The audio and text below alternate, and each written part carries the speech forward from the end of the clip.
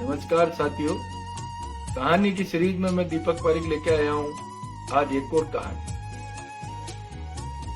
एक पौराणिक कहानी आती है कि एक ब्राह्मण था, गरीब था, तो उसे लगा कि उसके पास थोड़ा सा धन आ गया है और यह धन उसकी बेटी के विवाह में काम आएगा। तो वह एक साहूकार के वहां उस धन को, जो 500 रुपए था उस समय, एक साहूकार के वहां रखता है और उसको कहता है कि जब मेरी बेटी विवाह के योग्य हो जाएगी तब मैं आपसे ब्याज सहित ये ले लूंगा। कुछ दिन निकले और बेटी बड़ी हुई और विवाह का समय आ गया। जब वह ब्राह्मण उस साहूकार के पास गया तो साहूकार ने तपाक से उत्तर दिया, कौन सा पैसा?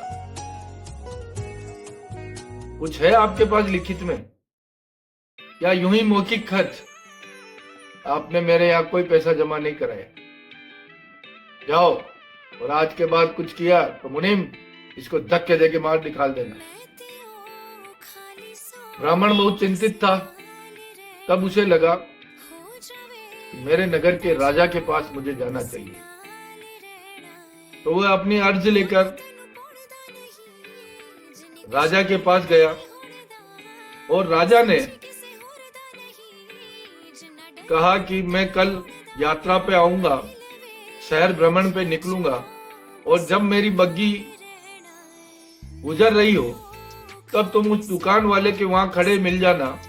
तब मुझे इशारा हो जाएगा कि यह वही साहूकार है।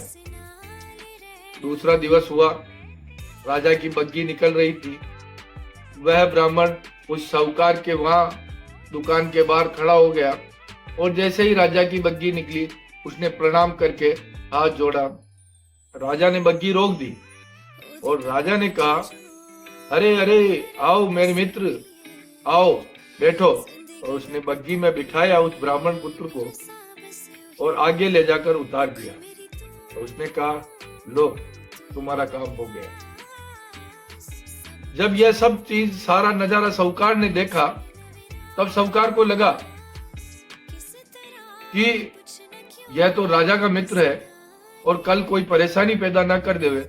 उसने अपने मुनीम को बुलाने भेजा और 500 रुपए जो उसके वहां जमा थे उसके ब्याज सहित 13,500 रुपए उस ब्राह्मण को दिए।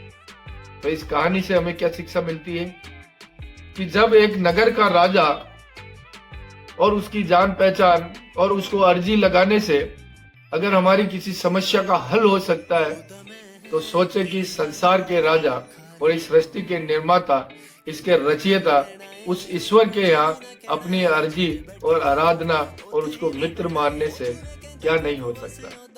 जय श्री राम साथी।